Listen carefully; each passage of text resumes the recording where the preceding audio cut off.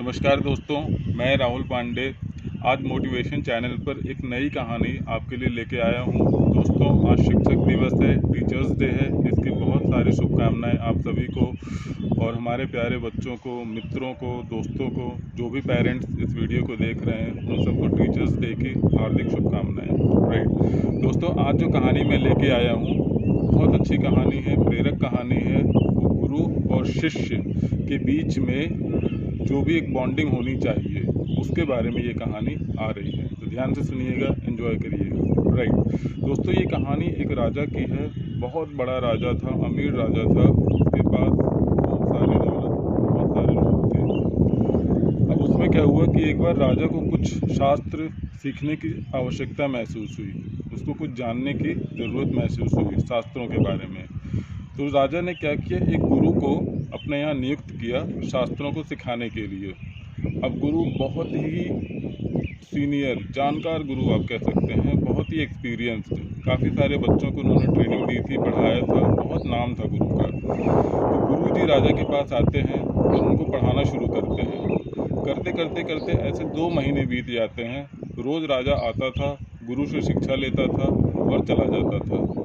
लेकिन 2 महीने बीतने के बाद भी राजा के ज्ञान में कोई परिवर्तन नहीं आ रहा था।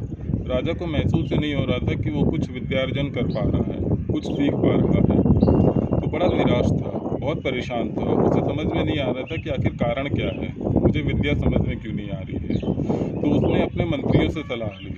तो मंत्री ने कहा, महाराज, इसका एक ही हल है कि आप गुरुजी से पूछिए कि इसके पीछे क्या कारण हो सकता है कि आप सीख भी रहे हैं, मेहनत भी कर रहे हैं, लेकिन फिर भी आपको विद्या आ नहीं रही है। तो राजा ने सोचा कि ये बात सही है, मैं सीधे सीधे गुरुजी से ही पूछता हूँ। तो अगले दिन जब गुरुजी के यहाँ राजा जाता है और कहता है कि बताइए गुरुजी, मुझे ऐसे क्या दिक्कत आ रही है कि मैं सीखना तो चाहता हूँ, रोज़ आपके पास आता हूँ, लेकिन मुझे विद्या नहीं समझ में आ रही है, कोई लाभ नहीं हो रहा है।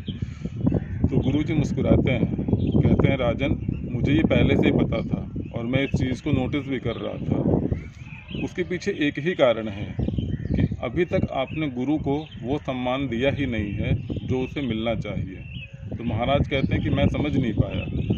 तो गुरुजी ने कहा कि देखिए राजन, जब आप यहाँ आते हैं तो आप एक राजा बन के आ रहे हैं।